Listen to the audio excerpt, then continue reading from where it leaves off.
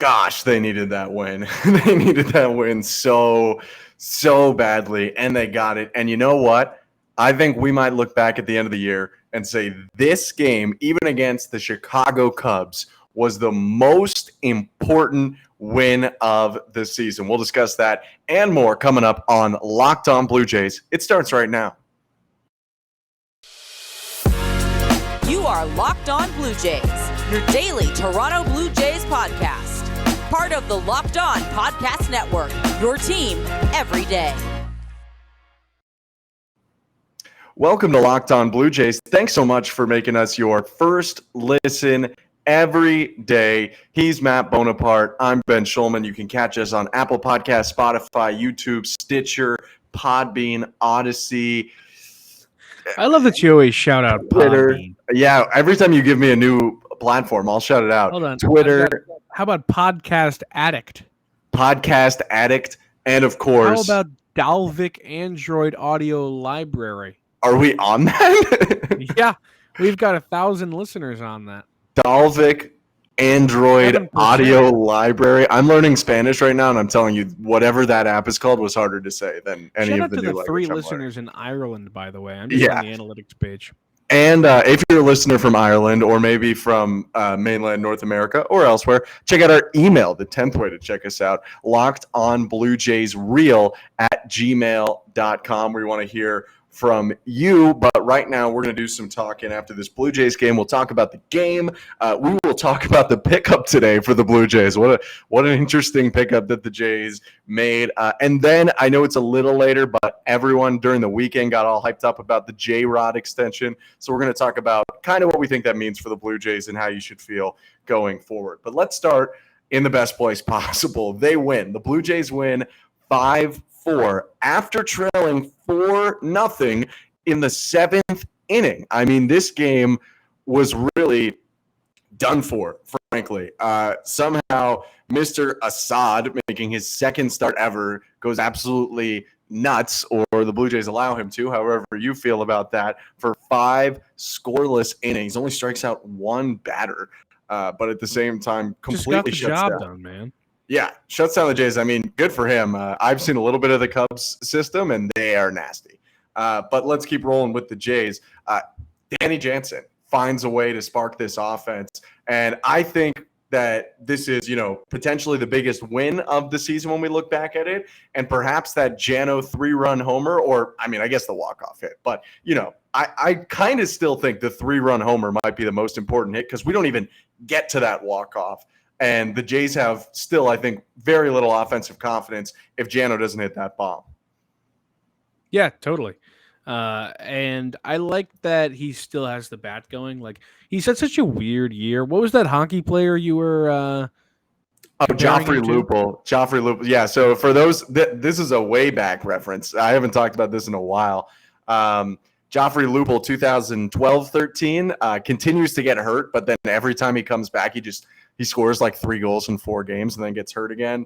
I will say I do kind of think I'm pulling him out of the Joffrey Lupul year. Well, he was. Category. That's what my point is. He was. Yeah.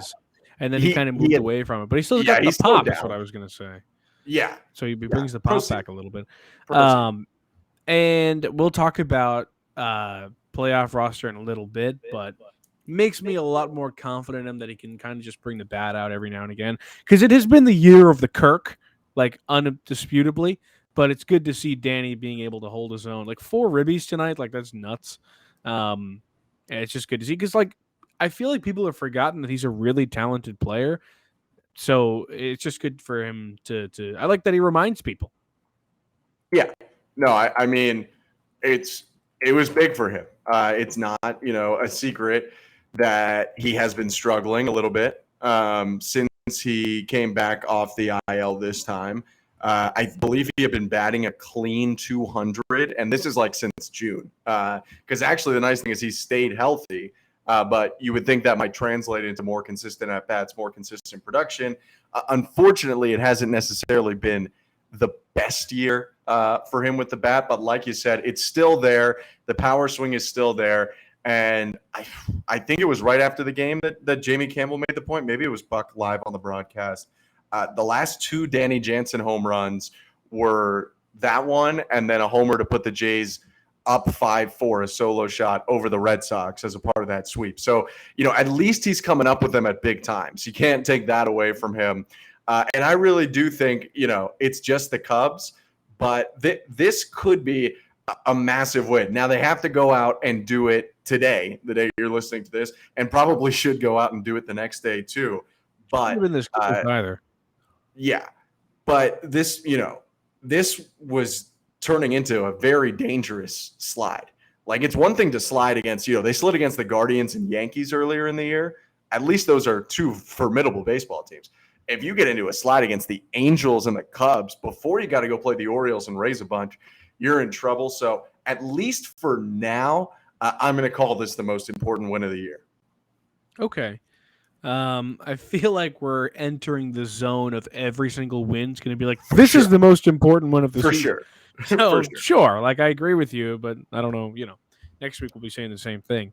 Yes. I mean, any win right now is so important because Tampa Bay and Seattle are right there, and Baltimore is right there too. So everything's really, really crucial right now. And like we've said time and time again, they had the chance to make it a series or make it a race with the Yankees, and they just didn't do it. So now they really have to kind of to pay that. And whatever. Got to beat the Cubs, got to beat the Pirates. You won 5-4, win's a win, but probably shouldn't have had to mount a comeback like they did. But hey, maybe it sparks some momentum, and tomorrow they kind of ride it to another win and then finish off this series maybe with a sweep and head down to Pittsburgh to PNC with that momentum. Yeah, they still have to do a lot more. The nice thing is, I guess in a way, so O's, unless I'm mistaken, O's off on Monday. So were the Rays. So were the Mariners. So now the Blue Jays only a half game back of the Mariners, 1 game back of the Rays, and 2 up on the O's. It's not great, but then again, when we were talking yesterday about like what's the worst series, they barely survived to stay in the playoffs by getting swept by the Angels, but they did. And at least as we're recording this, Halos are up on the Yankees. Let's go. Ohtani just hit a homer. And I think one point that I really want to pull from this game before we transition into some other stuff, the bullpen, this is starting to feel weirdly like the beginning of the year, kind of. The bullpen has been really good recently, and the offense has kind of slid. If you take the last 4 innings in extra innings, so I mean like last 4 10th innings or later, the Boston Red Sox 2 games, they don't allow a run with the Manfred runner in either of those innings. And then you go to this game, 2 different innings where Jimmy Garcia holds that runner at second without his defense helping him. I mean, that Franmil Reyes play, like, I know they did at least get Reyes, but there shouldn't have been a runner on third. It should have just been 1 out and a runner on second, and still Jimmy finds a way around it. So a lot of credit to the bullpen, who I feel like is quietly, I didn't love Meza allowing the 2 inherited Barrios runs. Like, Barrios was actually pretty good today. He leaves with 2 outs, first and third, and you end up giving up a double, and all of a sudden his day and his numbers don't look very good. But when they've needed the high leverage guys to show up recently, they have, and that's massive. Jimmy has been so good in the second half. Yeah. Like, he has been underratedly, like, insane. No one's talking about him around the league, but like when you have a reliever that has just hit his groove second half of the season, that is so valuable. In July, the guy didn't allow an earned run. He only allowed 1 hit in the month of July. In August, he's allowed 3 earned before tonight. And he's just been fantastic. So Jimmy has been ridiculous. I didn't even know that about July before I looked, but 1 hit in the month of July is How many nuts. innings? How many innings? 9 innings. I mean, that's pretty ridiculous. And we were texting during the game, and like there was one pitch, you like texted what I was thinking. I don't even remember who it was to, but a 96 mile Franmil, yeah, 96 mile per hour fastball right before that weird play that starts on the corner and runs in and like almost hits him in the back ankle. Yeah, a back ankle, he almost fell down swinging. Yeah, it was crazy. I mean, that's nuts. When your 2-seamer looks like a slider going the other way, and you throw it at 96, how do you hit that? So that was cool. But obviously the hero, Danny Jansen, we'll talk about his spot coming up, in the playoff roster with the new addition coming in, and talk about that guy, that machine that's back with the team. Just machine. Just machine. Sorry, the machine would be Jose Barrios. Pujols or Barrios is the machine. Yeah. So, all right, let's take a quick step aside first because I need to let you know that as you gear up for fall, you need the right people on your team to help your small business fire on all cylinders.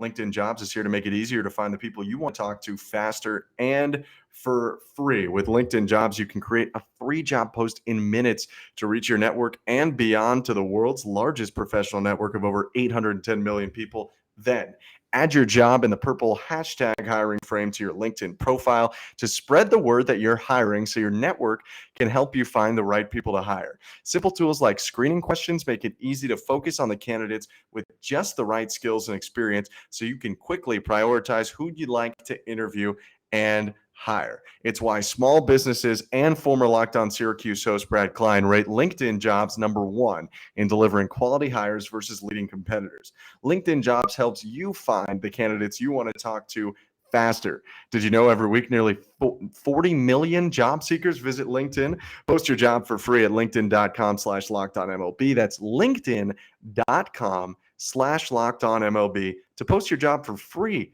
Terms and conditions apply.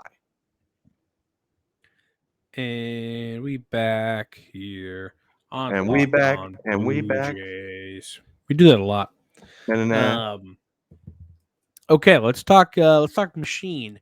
There has been, he was gone, now he's back. Bradley Zimmer is once again a Blue Jay. Okay.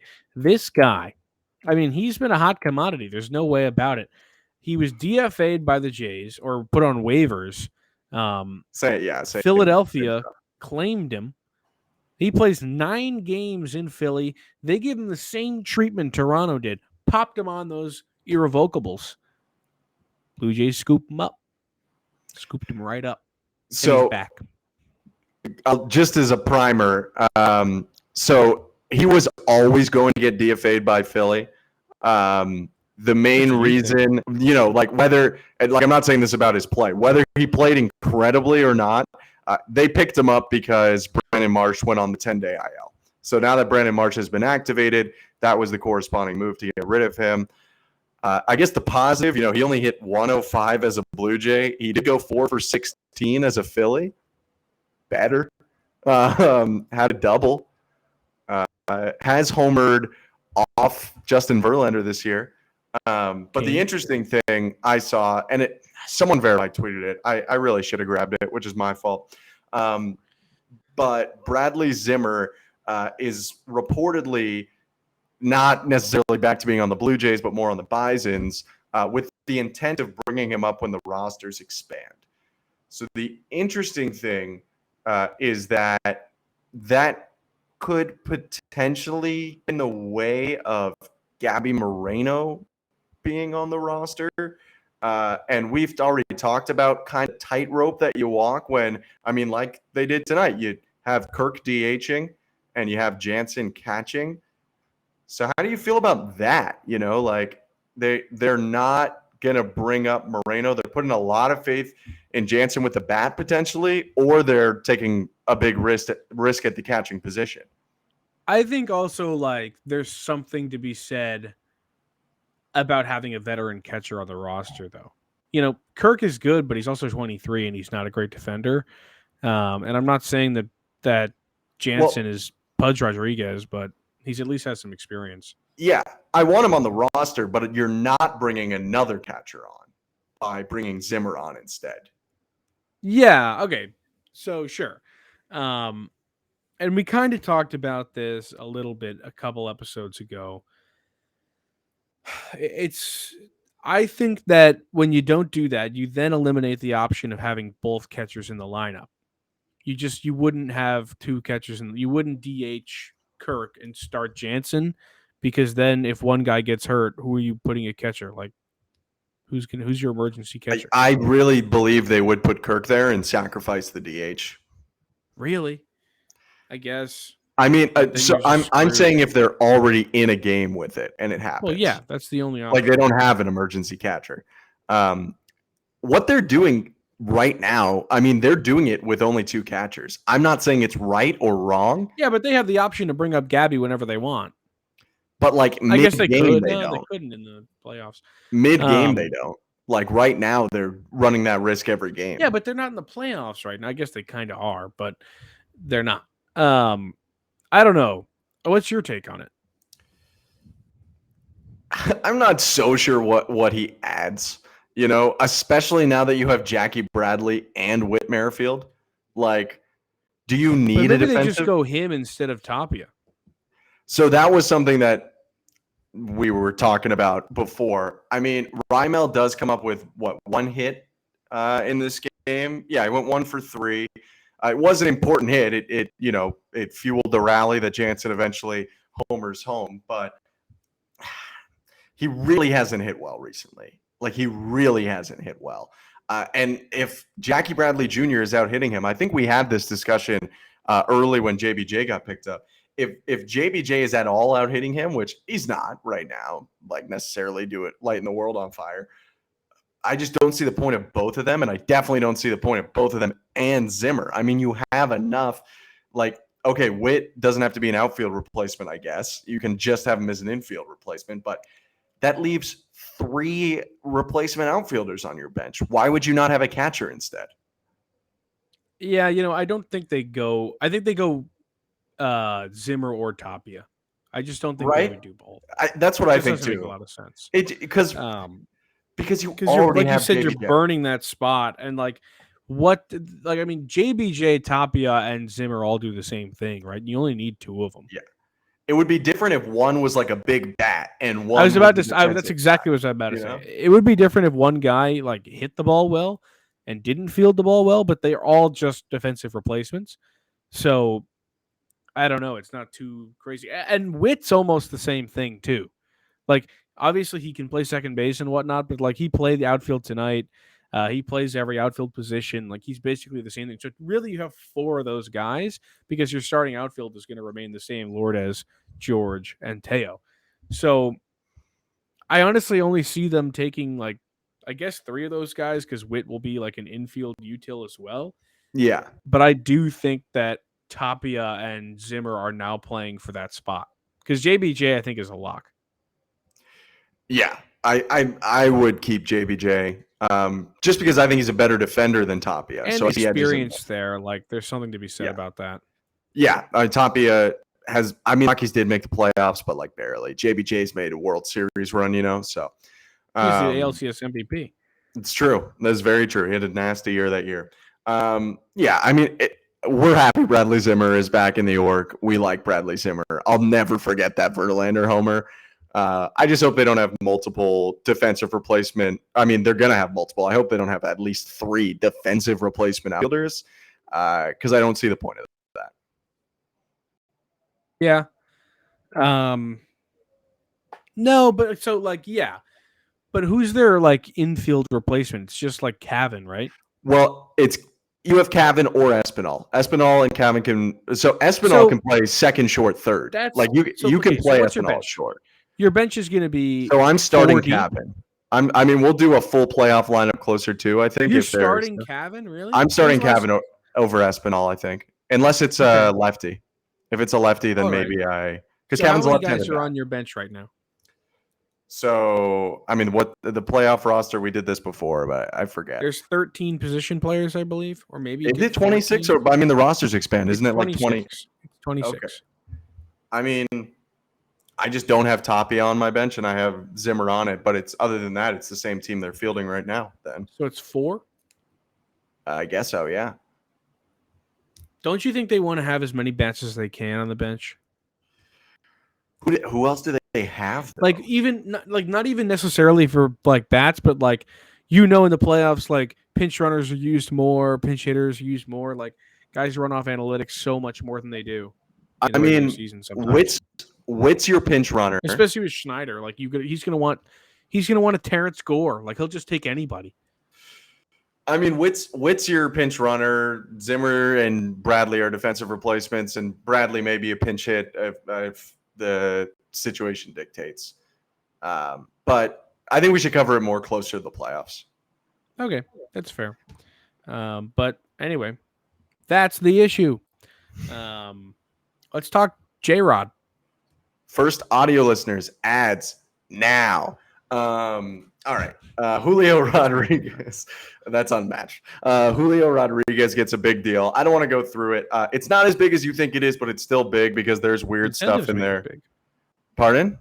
Incentives kind of make it big. Incentives make it big, but he has to be in the MVP race to make it big, but then again, he could do that. So you never know. Totally could be. Yeah. But the commitment is at least 8 years, I believe, and a lot of money. So it's definitely a big deal, and it had a lot of Blue Jays fans thinking about why aren't the Blue Jays guys extended yet? Young team. So I'm going to ask you an interesting question. You are Ross Atkins or Mark Shapiro or both, and you're I'm a morph of them. Wow, you're a morph. You're an anamorph. Yeah. Oh yeah. A couple people really like that. I wish I had an anamorph cover on our overlay so we could throw it on a YouTube vid, but it's okay. So you are the front office. Here's 4 priority young guys I have for you. Vlad, Bo, Manoah, Kirk. All of them under 25. I know people don't like Bo. He made a couple of great plays today. All of them, I think as of right now, people would be cool with extending. Who's your biggest priority to extend today? Sorry, I had to get that. That's a great Animorphs cover for everyone who's on audio. It's the one where they turn into like the lizard fish kind of thing. It's a whole. Dude, look at the second face up. That's just a robot absurd. face. Who designed these? K.A. Applegate was just the man on another planet. Anyway, okay, who are you extending first? So it's Vlad, Bo, and Manoah, and Kirk. I'm not extending Kirk first. I'll tell you that right now. I'm not. I think it's. How many years do they have on Manoah? Like a lot, right? This is just Manoah's second year, but yeah, Julio Rodriguez is in his first year these days. You know, that whole thing. If you love a guy, it's a whole different thing. I mean, you can say a guy and still say you're not doing it this year, but who's going first? Yeah, I mean, it's a good question. You don't really want to overpay Bo. He kind of has to prove that he's good. But at the same time, do you want to get him at that low price point? He can hit. Hit. Low price point. He has more hits than games. I do have my answer if you want to hear mine first. No, I don't want to hear yours first. Okay, go. I'm thinking through, Mr. Shulman. Well, our listeners might want an answer. Well, they're listening and thinking with me. I'm gonna go Bo. Get it with that. You're going Bo. Wow, yeah. I was not expecting that. Why? Low price point. Because you can get him at the low price point right now. He just came off a bad year, Bo. We want to sign you to a whatever year deal, and we're gonna give you like 17 AAV. I'm still a little worried about him. I like him, but I'm still a little worried about him. But it doesn't have to be a 12-year deal. It could be like 5. No, but he's still going to ask for a lot of money, you know. But, Bo, you just had a year. I know, but he had a year. 730 OPS. Buddy. I know, but he had a year before that. That was good. It's tough. Then maybe I won't sign the contract. I'm Mark Shapiro and Ross Atkins anamorphed, okay? I can do whatever I want. I'm going Manoah. Manoah has been young. The most. They're all the same age. Manoah has been. They're all either 23 or 24. Manoah has been the most consistent of any of them. Now it's obviously a small. Consistent. He said 2 years, and he's been exactly the same both years. Yeah, but you can't judge a guy out 2 years. Manoah has looked nasty to me. I think he projects to be really good long term. Everyone else either is a lot better or a lot worse than they were last year. Now, everyone is yelling at us about Vlad. Here's my take on Vlad, because that's the name that comes up the most with J-Rod getting extended. Here's the thing about extending Vlad right now, and I kind of think it's the same as Bo. You're not extending 860 OPS Vlad. You're extending somewhere in the middle of 1,000 OPS Vlad and 860 OPS Vlad. And I don't think we know which one he is yet. I'm going to be honest. Like, he had some meh years, and then he had that awesome year. And this year he's having a good year. I do think we don't talk enough about how this entire team played at 2 boom boxes for half the season last year. It may not have helped them win. It definitely helped them hit home runs. I mean, TD Ballpark, the ball flew, and then you get to Salem Field. And I mean, that's like Little League World Series, it felt like. Not actually, but the ball was flying. It was one of the most homer-happy ballparks you could find in all of baseball. And, you know, he led the league in homers, and that was awesome. And I think he's a great player. But I would love to do one more year of Vlad. And if he's 1,000 OPS Vlad, give him the Tatis contract. Do it. I'm fine with that. One of my most liked tweets ever was to give Vlad the Tatis contract. Subtle flex, I guess.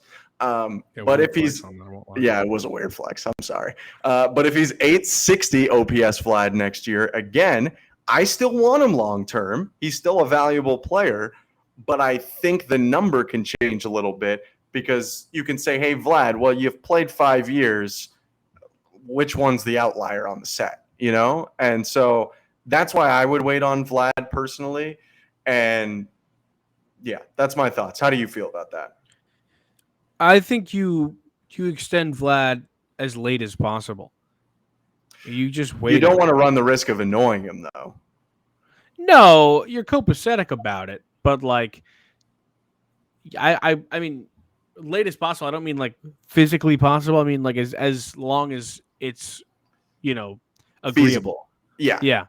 Like if he's like extend me now or I'm pissed, like okay, we'll extend you. Yeah. But like if you can wait. I don't see why you should rush into it now. Like I think it's better to define what kind of player he is before you do that. In the offseason, this offseason, could there be an extension? Yeah. There totally could be. But will there be? I don't think so. I don't think so either. And I do just want to tell people, like, this is a new trend. Guys, we're not getting contract extensions like this in their, not even their ARB eligibility, like just their rookie eligibility, when you could pay them hundreds of thousands of dollars, like not even break a mill. And someone's going to get burned by this. I know that the Acuna contract has worked out. I mean, Acuna hasn't had a good year, but he's so underpaid that it really doesn't matter. And I love Alex Anthopoulos. Like, we have no idea what type of player Michael Harris is. I love Julio Rodriguez. So many guys have awesome first couple years and don't match it. I mean, it's a fact of baseball. It's hard to maintain. Like, we're talking about Bo Bichette, who had an awesome year last year. If they offered Bo a huge extension halfway through the year, we all would have loved it. This year, a lot of people wouldn't have been happy with it. So I totally agree with you. Like, you have some rookie years, unless you run the risk of completely severing the relationship, take advantage of your 6-year rookie contract. Yeah, absolutely. I agree. I think that, I mean, like, they're trying to get rid of that. They're trying to lessen that time because, which I'm totally in favor of. I'm going to say I'm in favor of that, but while you have it, I mean, why doesn't use it? Everyone else is using it, so you may as well. So I'm on board with that. I mean, but Aaron Judge is on a rookie contract right now. He's in ARB. Well, but he's also going to get like the bag of all bags for sure. But the Yankees didn't extend him, and he had a 50 homer season. You know, like they could have extended him, they didn't. So, yeah, I think just because they're not extending them now doesn't mean they're never going to extend them. Also, I mean, I call it the Tatis contract. Use that as fair warning, even though I think that guy will bounce back and be great. You know, things can happen. So let's wait a little bit. Any other thoughts, Mr. Bonaparte? That's all I got, man. All right, Mr. Anamorph. Thanks so much for making Locked On Blue Jays your first listen today. Now make your second listen to Locked On MLB podcast. Paul Francis Sullivan, we just offered him a 15-year, $18.1 billion extension because of his humor, his passion, his pizzazz, his finesse, and everything about him on the Locked On MLB podcast. He's always looking fresh. He's always looking cool, and you got to check him out over there. We are going to be back tomorrow to talk about Marcus Stroman's return to Toronto. he said a lot of nice things. Maybe he's a guy the Blue Jays should go after and trade for. We'll figure that out for the offseason, of course, coming up tomorrow. But appreciate you listening, and we'll see you tomorrow.